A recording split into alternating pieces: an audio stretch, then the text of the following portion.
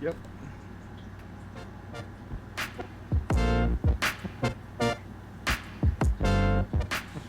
Hello and welcome back to Good Game Nation, where we bring you all things TCG. My name is Preston. And I'm here with Sam. Say hello. Hello! I wore a green hoodie on purpose. I am trying to get that whole intro out in one breath. I Yeah, that think was not bad. By the end of this, you're gonna be a pro. We'll do a little growth video. I can't wait for in a year to go back and reveal all of our old vids so we can cringe at them. Oh, it's so funny. But that isn't the topic of today's video. Today's video is, and indeed, about the captain that you're viewing right now in the background. Eustass Captain Kid Starter Deck. This weekend coming up, we have the super pre-release here in the US, Europe, and I believe Central and South America, I believe is also included in all of that. Um, so we're going to go through this week, as you've seen us going through each deck, and we're going to start off on One Piece Card Dev, your one-stop shop for all things card related. Really great website, always linked in the description. Um, but we just wanted to talk about our strategies when playing the green deck and what their win conditions are, and just kind of prep you for this weekend. If you're not playing green, what to expect, and if you are playing green, maybe some strategies you haven't thought of. Let us know in the comments down below what your strategies are for green. Guys, Woo! he killed that. I'm gonna be honest. I'm not Woo! gonna cut this out. That was amazing. Oh my goodness. All I, right. I will help now. Some of the highlights and pros of Captain Kid. I'm sure you've already noticed. Jewelry Bonnie is an amazing card. She can pull any card out of this deck, I believe, except Heat. And some of the Supernova Fire Tanks, I believe. Right, this guy doesn't have it either. Uh, But they're not Veto, cards. Go ahead. Veto and Heat, I think, are. Viso, that's his name. Yeah. But those are cards, and Kabi. And those are cards you don't want to necessarily pull anyway. It does limit your targets, but I think it's very, very hard to miss with Bonnie. Another key card you want to see if you mulligan as well, Bonnie. Very obvious. And then for offensive, we're going to be definitely talking about Drake a lot. Drake is probably definitely one of your biggest win conditions. Yeah, and this deck is very defensive in the sense of every card has counter unless it's a blocker or named Basil Hawkins. I think that's our goal, is if you see a card in the deck, you most likely have counter.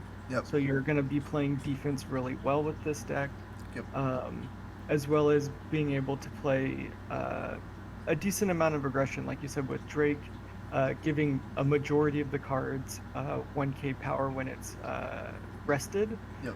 which gives you a good advantage, and one of the cards you might want to think about defending pretty heavily when you're playing. Yeah, definitely a nice little board combo would be Drake, and then this obviously this your SR would be Kid. There's not a lot of cards in these starter decks that can hit Kid pretty strongly. It's just the SRs, so keep that in mind. You have a lot of defensive event cards as well with Scalpel and 4 repels. And if there's any rush as well, the Straw Sword is a card that we actually did saw in some of our meta videos. Some people were actually teching this in their green deck, and there's a lot of strong targets you can hit with this in the starter war as well. Hmm. Yeah, being able to rest any card is pretty disgusting for 2 costs. Most of the time you have a condition of hitting below X power or X like power like level Yep. cost. So it being unlimited means if your opponent plays king and you can attack first turn with king, you can rest it and run it over with your Captain Kid and X Drake combo.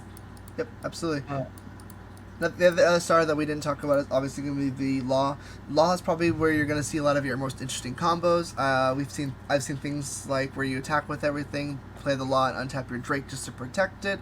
There are combos where you can even save your Bonnie. Yes, that might seem absolutely crazy to you, but Bonnie gives you so many resources that it is definitely a considerable target to untap just to protect for an extra turn, or use that same turn if you want another card.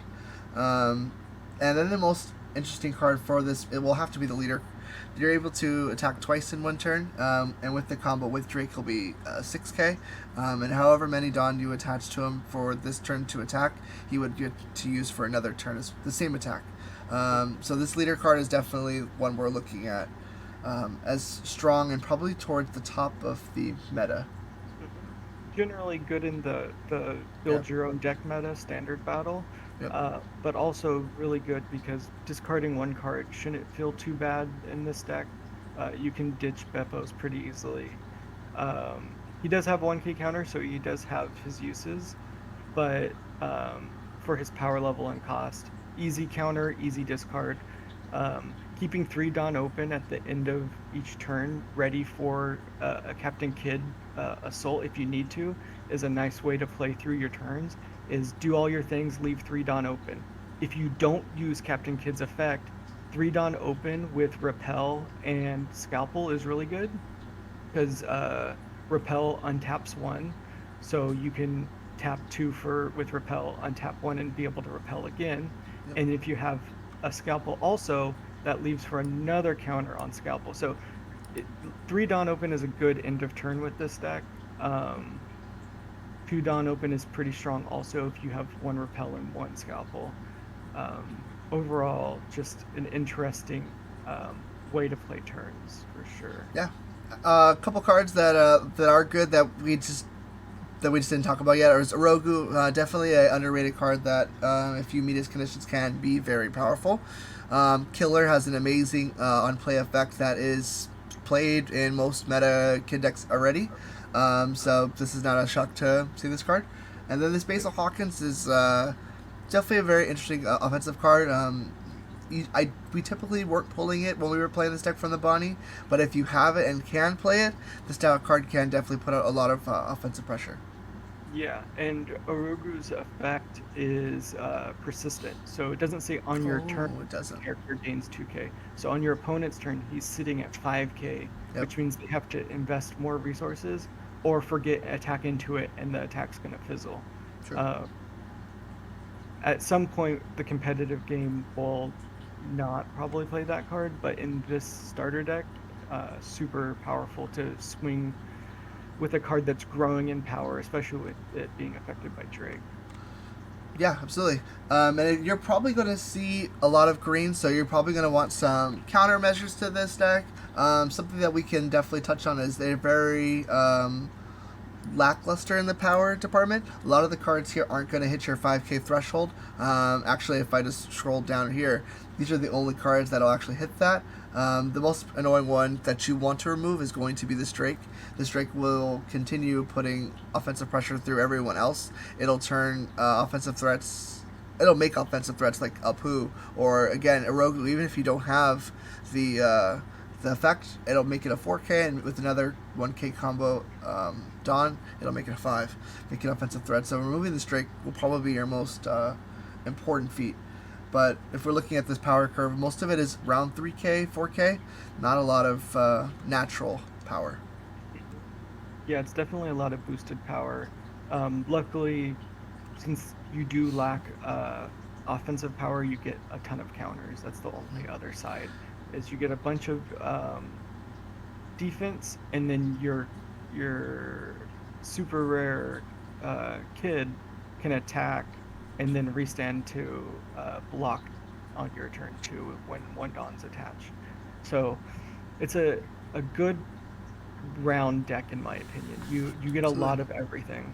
Absolutely. That's why we're expecting you guys to see a lot of it. So keep that in mind. Remove their Drakes if you're playing against it. Last tip is don't wait to start attacking. I would recommend burning through their resources early, because if you don't, they're going to have a 5 to 7 hand advantage. And as we said, if they're in your hand and they're character card, they probably have combo, and if they don't, they're a blocker. And there's only 2 Basil Hawkins. So there's a solid chance every card in their hand has combo, so keep that in mind when you attack. Yeah. And And if they have extra Hawkins or Kid or blockers, you're happy because you're most likely winning that matchup. Because if they can't get it on the board, they're dead cards in your hand. true. And that would do it for Eustass Kid. Let us know if you play him or you're thinking about playing him in the starter event. Let us know if you have a new strategy. Let us know if you missed a strategy. Leave that in the comments down below. Thank you so much for watching, and if you liked that content, make sure to hit subscribe, and if you want to see more One Piece TCG content, hit that little bell. Thank you so much, and we'll see you in the next one. Goodbye!